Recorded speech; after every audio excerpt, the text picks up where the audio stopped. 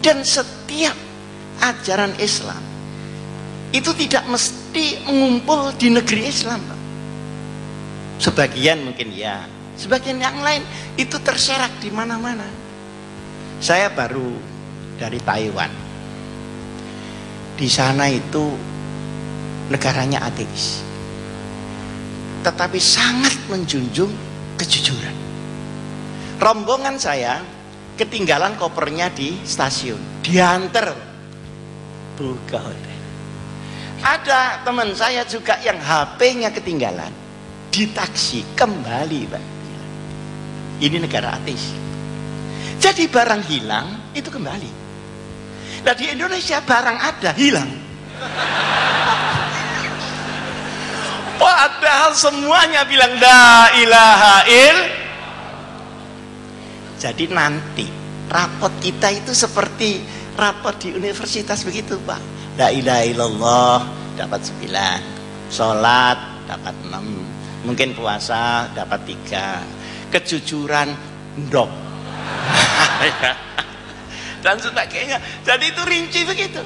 Nah, setiap item berada dimanapun dia akan menumbuhkan kerahmatan di tempat itu, sekalipun tempat itu bukan daerah umat Muhammad Rasulullah. Kita kalau ke Eropa itu tepat waktu. Mungkin bapak-bapak ini sudah pernah keliling dunia. Alhamdulillah saya keliling dunia sudah kemput, Bu. Seluruh negara sudah saya kunjungi kecuali yang belum. Kecuali kan boleh bilang begitu. Kalau di Eropa ketemu nanti di kantor jam 7. Jam 7 kurang 5 menit pintu belum terbuka. Jam 7 pagi pas baru dibuka. Loh, tepat waktu itu kan Islam. Berada di negeri yang tidak Islam. Nah kita tepat waktu itu hanya satu, berbuka puasa. Kalau ini lihat ketawanya seperti pengalaman ini, kok bisa kalau rapat tidak tepat, malah kalau janji kepada orang daerah sebelah Afrika sana ruwet tuh. Kalau sudah dia bilang insya Allah itu banyak tidaknya. Kalau bilang bukro besok itu berarti tidak. Loh, kok bisa begitu? Maka al-hikmatu dhalatul mu'min iltaqataha ayyunama wajada. Jadi nilai Islam per item itu kadang penuh ada di negeri Islam, kadang di sini cuma separuh, yang sana kececer-kececer. Mungkin di sana kejujuran ada, la ilaha illallah tidak ada. Di sana kejujuran ada, orang semua makan babi. Tapi pada titik kejujuran akan mendapatkan rahmat, pada titik maksiat dia akan mendapatkan kerusakan di dalam umat itu. Di sini letak keadilan Allah. Nah ini Pak, yang paling sulit di antara umat Islam adalah menfaktakan ajaran yang dia dengar sendiri dan dia fahami sendiri. Di Pakistan itu ada satu tempat dipakai bergantian antara Syiah dan Sunni untuk khol. Setiap Sunni di situ dibom oleh yang Syiah, Syiah di situ dibom oleh orang Sunni. Terus bom ini ajaran siapa? Nah, kadang-kadang kita salah paham. Yang dimaksud udkhulu fis-silmi kafah ini banyak disederhanakan. Seakan-akan yang namanya kafah itu kalau negerinya disetempel Islam. Enggak. Kafah itu ketika orang Islam menjalankan ajaran Islam secara kafah. Contoh, di Indonesia ini ada undang-undang zakat. Iya apa enggak? Zakat. Kan itu sangat Islami. Tapi apakah dengan begitu orang lalu kaya-kaya semua? Enggak, Bu. Tergantung proses ekonomi. Begitu ada undang-undang zakat diumumkan, diundangkan, saya mengumpulkan orang untuk seminar zakat di Jakarta. Ternyata yang datang itu mustahik semua. ndak ada muzakinya. Jadi yang datang itu semua penerima zakat, tidak ada pemberi zakat. Akhirnya tukar menukar proposal sama melaratnya. Saya bercanda ini untuk apa? Untuk supaya kita bisa jelas melihatnya betapa Islam itu rahmatan lil alamin, dan betapa Islam akan menjadi ummah yang paling unggul ketika dia dilakukan, bukan dislogankan. Sehingga sekarang kita pergi ke Korea, diantar oleh pejabat staf-staf Deplu ke sana kemari, itu dikasih tip, itu enggak mau betul. Jangan Pak, saya sudah digaji oleh negara, salah saya menerima, saya paksa Bu, ya saya cuma kopiah sama sarung aja saya kasihkan itu. Enggak mau betul.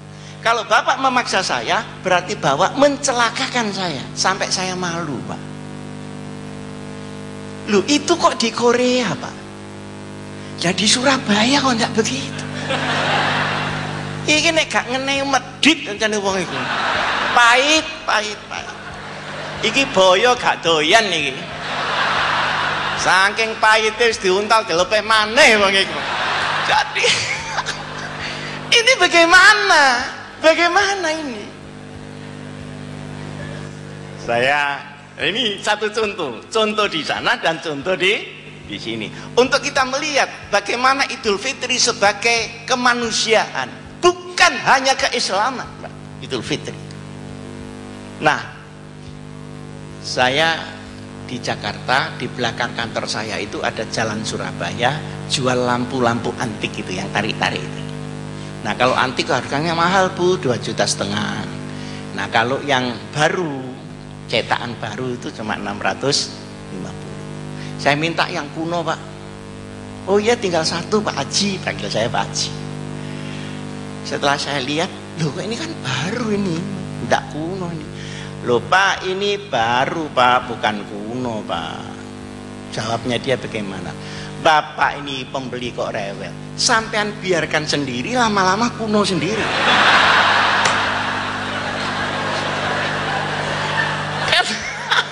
Ini bagaimana negeri kita ini bagaimana dengan ajaran yang selalu digembar-gemborkan itu bagaimana? Saya kan mangkel Pak ya. Setelah mangkel saya bayar 650. Loh kurang Pak Haji. Loh ya kurangnya nanti kalau sudah kuno. Tahu rasa. Setelah saya jawab begitu, dia kaget. Loh, ini orang kok bisa berdebat? Kira-kira begitu. Dia kan merasa sudah diplomat paling ulung kan itu. Saya ditanya, Pak Haji dari mana? Oh, saya dari Jawa Timur. Loh, Jawa Timur mana? Malang. Loh, saya punya rumah di Malang. Di Malang di mana? Ya di kota itu ada pesantren Al-Hikam. Itu pesantren saya. Oh, kalau begitu Bapak ini Pak Hasyim Muzati ya. Kok enggak bilang dari tadi Pak Kiai? Aduh, saya mohon maaf, jangan sampai saya kualat Pak Haji. Jadi dia itu takut kepada siapa Pak? Dia itu takut kepada siapa? Ya sudah, potong 50-600 saja Kiai. Bilanglah kalau gimana tuh Pak? Gimana? Kita termasuk bangsa yang memubazirkan alam kita dalam natural resources, padahal itu larangan berat syariat Nabi besar Muhammad sallallahu alaihi wasallam. Setiap kamu diberi tempat, di situ sudah dikasih rezeki. Jangan ditukar-tukar, itu untuk kamu. Kalau lebih kasih orang. Nah kita enggak, kasih orang. Nah kita menjadi orang asing di negeri sendiri, sementara orang asing menjadi menikmati seperti negaranya sendiri. Sing liar, ini penambangan liar, penambangan emas liar, itu mesti wong Jawa sing liar ini. Sementara yang tidak liar ya yang kontrak itu, padahal negara juga tidak dapat apa-apa kecuali komisioner aja. Innal mubazzirina kanu ikhwanas syayatin. Jadi dimensi mubazir itu mulai pribadi sampai keluarga, sampai komunitas, sampai negara. Nah, di dalam otak kita ini penuh ilmu dan kekuatan. Tapi kalau tidak diluruskan dengan hidayah, maka ilmu bisa menjadi mubazir dan ilmu bisa menjadi berbahaya. Tetapi kalau ilmu bersama-sama dengan hidayah Allah, maka ilmu akan menjadi manfaat. Man izdada ilmu